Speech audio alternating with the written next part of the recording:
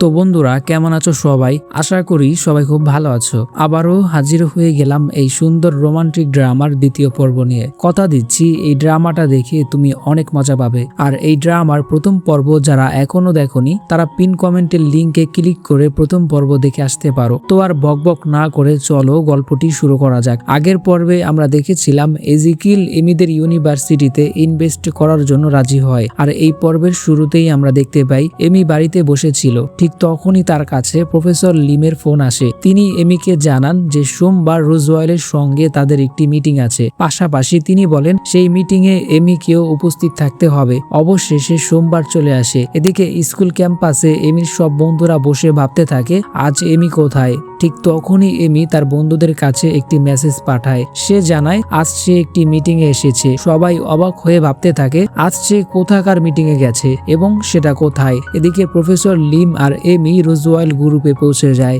সেখানে তারা সকাল 9টা বাজা পর্যন্ত অপেক্ষা করছিল, কারণ ঠিক 9টাতেই তাদের মিটিং শুরু হওয়ার কথা। অপেক্ষা করতে করতে প্রফেসর লিম এমিকে বলে তুমি নিশ্চয়ই প্রেজেন্টেশন তৈরি করে এনেছো, আমাকে একবার দেখাও। এমি মনে মনে অবাক হয়ে ভাবতে লাগলো আমি তো কোনো প্রেজেন্টেশন তৈরি করিনি, কেউ তো আমাকে এই ব্যাপারে কিছুই বলেনি, তাহলে আমি কিভাবে প্রেজেন্টেশন বানাবো। এরপর সে ভাবতে থাকে হয়তো প্রফেসর লিম ড্রাগস সংক্রান্ত বিষয়গুলো এজিকেলের কাছে উপস্থাপন করতে চায়, তাই হয়তো তিনি প্রেজেন্টেশন চাইছেন। প্রফেসর লিম আবারও বলে শুনতে পাওনি, আমি তোমার প্রেজেন্টেশন দেখতে চাই যাতে মিটিং এর সময় কোনো ভুল না হয়। কিন্তু এমি তো কোনো প্রেজেন্টেশনই তৈরি করেনি, তাই সে বলে আমি একটু ওয়াশরুম থেকে আসছি। এই কথা বলে সে ভয় পেতে পেতে সামনে এগিয়ে যায়। তাড়াহুড়ো করতে গিয়ে একজন কর্মচারীর সঙ্গে তার ধাক্কা লাগে। সে তাকে সরি বলে এবং লিফটে উঠে দাঁড়ায়। তারপর নিজে নিজেই বলতে থাকে আমি এখন প্রেজেন্টেশন কোথায় পাবো, আমার কাছে তো কোনো এক্সট্রা স্যাম্পলও নেই। প্রফেসর লিম প্রেজেন্টেশন চাইছেন, আমি এখন কি করব,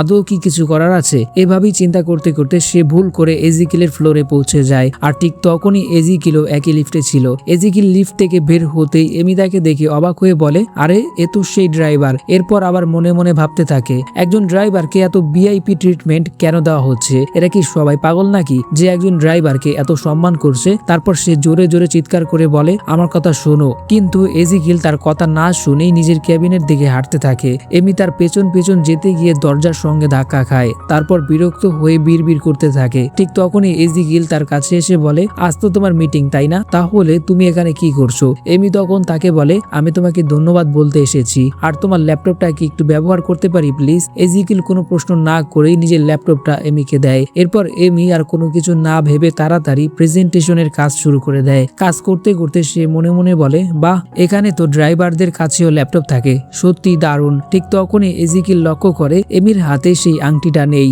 যেটা সে তাকে দিয়েছিল। তাই সে জিজ্ঞেস করে তোমার আংটিটা কোথায়। এমি বলে আমি ওটা পরে থাকতে পারবো না, যদি আমার মা দেখে ফেলে তাহলে হাজারটা প্রশ্ন করবে, তাই আমি আংটিটা ব্যাগের ভিতর রেখে দিয়েছি। এরপর এজিকিল আবার জিজ্ঞেস করে প্রেজেন্টেশনের জন্য কি কি প্রস্তুতি নিয়েছো, আমাকে একটু বলবে। এমি আবারও ক্যারাগোলের ভিতরে পড়ে যায়। তারপর কোনো মতে বলে হ্যাঁ কিছু একটা তো ভেবেছি। এরপর সে এজিকিলের কেবিন থেকে বেরিয়ে আসে। ঠিক তখনই প্রফেসর লিমের ফোন আসে। তিনি বারবার প্রেজেন্টেশনের কথা জিজ্ঞেস করছিলেন।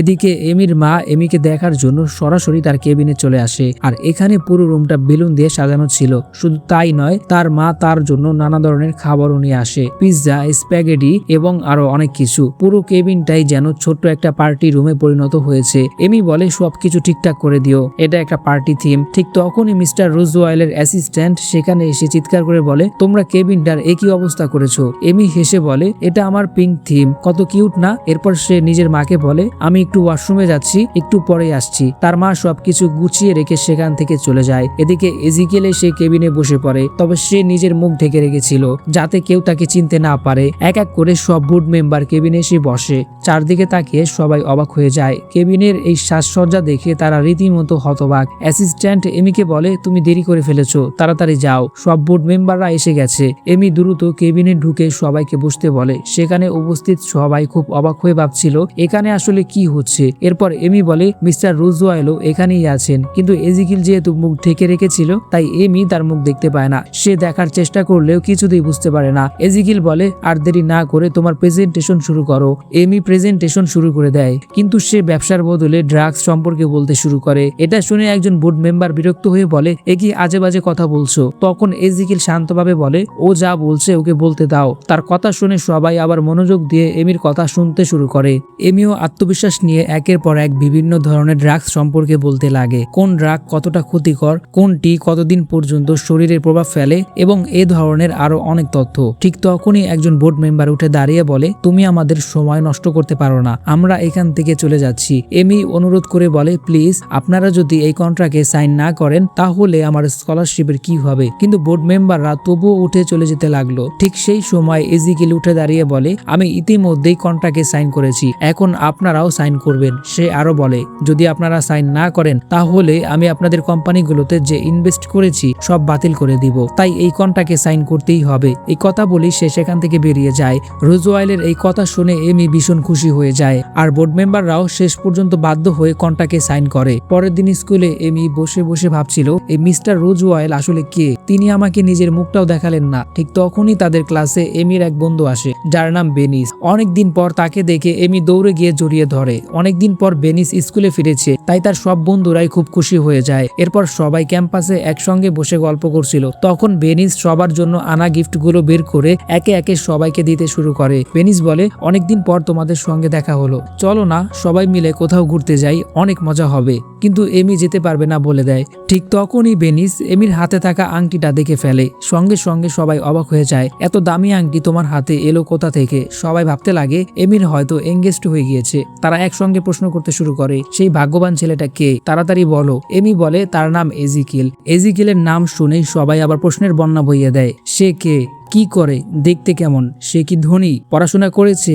বুদ্ধিমান তো? এত প্রশ্নের উত্তর এমির পক্ষে দেওয়া সম্ভব ছিল না, তাই সে বলে, আমার একটা ফোন এসেছে, আমি পরে কথা বলছি। এই বলে সে সেখান থেকে পালিয়ে যায়। এরপর এজিকিল এমিকে ফোন করে। সে বলে, আমি কি এমির সঙ্গে কথা বলছি? এমি বলে, হ্যাঁ, আমার নাম এমি, কিন্তু তুমি কে আর আমাকে ফোন করলে কেন? এজিকিল বলে, আমি কে সেটা জানতে পারবে, আজ বিকেল 5টায় প্রস্তুত থাকবে, আমি তোমাকে নিতে আসবো। এই কথাটা বলেই সে ফোন কেটে দেয়। এদিকে কোম্পানিতে এজিকিল নিজের কাজে ব্যস্ত ছিল। ঠিক তখনই তার বিজনেস পার্টনার কেজার সেখানে আসে। সে জিজ্ঞেস করে, কি খবর, সব ঠিকঠাক চলছে তো? এজিকিল ঠান্ডা গলায় বলে, আমার সঙ্গে বন্ধুত্ব করার চেষ্টা করো না, তুমি শুধু আমার বিজনেস পার্টনার। এরপর কেজার জিজ্ঞেস করে, তুমি কি মেয়েটাকে খুঁজে পেয়েছো? তুমি তো জানো বিয়ে না করলে এই কোম্পানি তোমার হবে না, এটা তোমাদের পরিবারের নিয়ম। এজিকিল উত্তর দেয়, এসব নিয়ে তোমাকে চিন্তা করতে হবে না, আমি মেয়েটাকে খুঁজে পেয়েছি। এই কথা শুনে কেজার অবাক হয়ে যায়। সে বলে, সত্যি? মেয়েটা কে?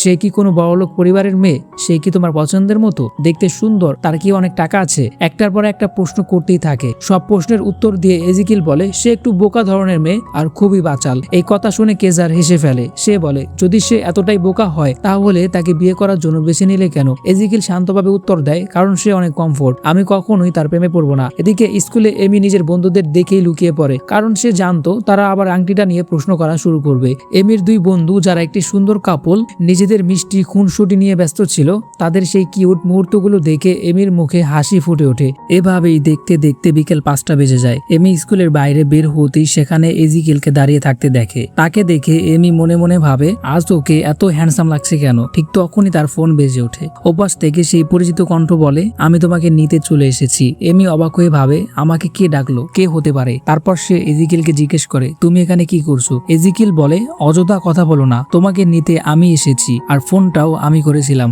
এমির বুকের দরফরানি যেন বেড়ে যেতে লাগে। সে মনে মনে বলে, ওকে দেখলেই আমার হৃদয় স্পন্দন এত বেড়ে যায় কেন? ও কি এতটাই হ্যান্ডসাম, নাকি আমি ওর সামনে এসে নার্ভাস হয়ে যাচ্ছি? তারপর সে বলে, তুমি তো একজন ড্রাইভার, তবুও জানি না কেন তোমাকে দেখলে আমার হৃদয় এত জোরে জোরে দরফর করে। এজিকিল বলে, অযথা কথা বলা বন্ধ করো। এমি বলে, ঠিক আছে, এবার কাজের কথায় আসি। তোমার বস আমার ইউনিভার্সিটির প্রপোজাল গ্রহণ করেছেন, আমার প্রেজেন্টেশনও পছন্দ হয়েছে, আর আমি স্কলারশিপও পেয়ে গেছি। এটা সত্যিই খুব আনন্দের বিষয়, কিন্তু একটা জিনিস আমার মাথায় আসছে না, তিনি আমাকে নিজের মুখটা কেন দেখালেন না? এজিকিল বলে, গাড়িতে ওঠো। এমি বলে, আমি তোমার সঙ্গে যেতে পারবো না, আমাকে বাড়ি যেতে হবে। এজিকিল শান্তভাবে বলে, ঠিক আছে, আমি তোমাকে বাড়িতেই নামিয়ে দিব, কিন্তু আগে গাড়িতে ওঠো। অবশেষে তারা দুজন গাড়িতে উঠে রওনা দেয়। এদিকে নিকো দূর থেকে তাদের একসঙ্গে দেখে কিছুটা মন খারাপ করে ফেলে। গাড়ির ভিতরে এমি জিজ্ঞেস করে, তুমি আমাকে কোথায় নিয়ে যাচ্ছ? এজিকিল উত্তর দেয়, রোজওয়েল গ্রুপে। এই কথা শুনে এমি অবাক হয়ে বলে, রোজওয়েল গ্রুপে? আমরা সেখানে কেন যাচ্ছি? মিস্টার রোজওয়েল কি আমাকে ডেকেছেন? তিনি কি আমার সঙ্গে দেখা করতে চান, কিন্তু এজিকিল কোনো উত্তর দেয় না। সে চুপচাপ গাড়ি চালাতে থাকে। এমি আবারও বিড়বিড় করে বলে, মনে হচ্ছে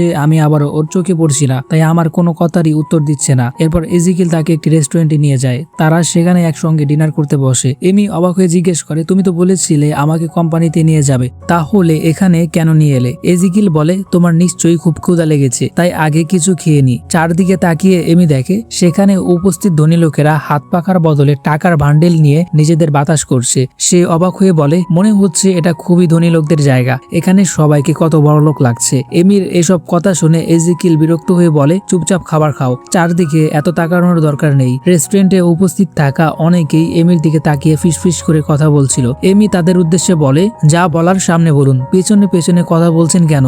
এজিকিল দ্রুত বলে ওঠে, শান্ত হও, এখানে কোনো ঝামেলা করো না। ঠিক তখনই গরম খাবার খেতে গিয়ে এজিকেলের জিহ্বা পড়ে যায়। সে বলে, মনে হচ্ছে আমার জিহ্বাটা পড়ে গেছে। এমি এটা শুনেই জোরে জোরে চিৎকার শুরু করে দেয়, কেউ আছেন? প্লিজ সাহায্য করুন, এজিকেলের জিহ্বা পড়ে গেছে।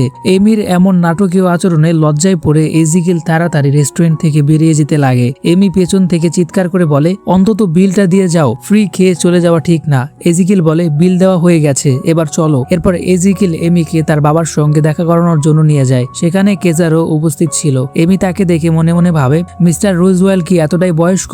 এজিকেল বলে, তুমি এখানে অপেক্ষা করো, আমি এখনই আসছি। এই বলে সে ভিতরে চলে গেলে এদিকে কেজার এমির সঙ্গে পরিচয় করিয়ে দিয়ে বলে, অবশেষে সেই মেয়েটির সঙ্গে দেখা হলো যার সঙ্গে এজিকেলের বিয়ে হতে যাচ্ছে। এমি অবাক হয়ে বলে, কার বিয়ে হতে যাচ্ছে? তারা দুজন পাশাপাশি বসে কথা বলতে লাগে। এমি বলে, আমি তো মিস্টার রোজওয়েলকে চিনি না। এই কথা শুনে কেজার হেসে ফেলে। সে বলে, তুমি বেশ ভালোই মজা করতে পারো। এমি আবার বলে, আমি তাকে শুধু মিটিং এ দেখেছিলাম, তখন তো তার মাথায় অনেক চুল ছিল, কিন্তু এখানে তো নেই, হয়তো তিনি উইক পড়েছিলেন। এই কথা শুনে কেজার আরো জোরে হেসে ওঠে। এমি বিরক্ত হয়ে বলে, ওরা এতক্ষণ ধরে কি কথা বলছে? যদি আরো দেরি হয় তাহলে আমার মা চিন্তা করতে শুরু করবে, আমি আর বেশিক্ষণ থাকতে পারবো না। ঠিক তখনই এজিকিল আর বিচারক ফিরে এলো। এজিকিল এমির হাতে একটি কাগজ দিয়ে বলে, এটা একটা কন্ট্রাক্ট, এখানে সাইন করে দাও। এমি হেসে বলে, তোমার কি আমার অটোগ্রাফ চাই? অবশ্যই দেব। এই বলে কিছু না বুঝেই সে কাগজে সাইন করে দেয়, কিন্তু সেটি আসলে ছিল একটি ম্যারেজ কন্ট্রাক্ট। সাইন করার পর কেজার হেসে বলে, তোমাদের দুজনকে অনেক অনেক অভিনন্দন, তোমরা এখন নবদম্পতি। এতক্ষণ যাকে এমি এজিকেলের বাবা ভেবেছিল তিনি আসলে একজন বিচারক ছিলেন। এমি অবাক হয়ে চিৎকার করে বলে, কার বিয়ে হলো এখানে? কেজার উত্তর দেয়, তোমার। এমি আরো জোরে জোরে চিৎকার করে বলে, কি, আমার নিজের বিয়েতে আমাকে কেউ নিয়ন্ত্রণ করলো না? এটা কখনোই হতে পারে না, আমি ওই বুড়ো রোজওয়েলকে বিয়ে করব না। এজিকেল বলে, উনি রোজওয়েল নন, উনি একজন বিচারক। এমি হতভম্ব হয়ে জিজ্ঞেস করে, তাহলে রোজওয়েলকে? এজিকেল ধীরে ধীরে তার কাছে এসে বলে, আমি এজিকেল রোজওয়েল, আর এখন থেকে আমি তোমার হাজবেন্ড। আমরা দুজনে এখন আইনগতভাবে বিবাহিত। এজিকেলের এই উন্মোচনের মাধ্যমে এই পর্বটি এখানেই শেষ হয়ে যায়। দেখা হবে পরের এপিসোডে। Bye bye.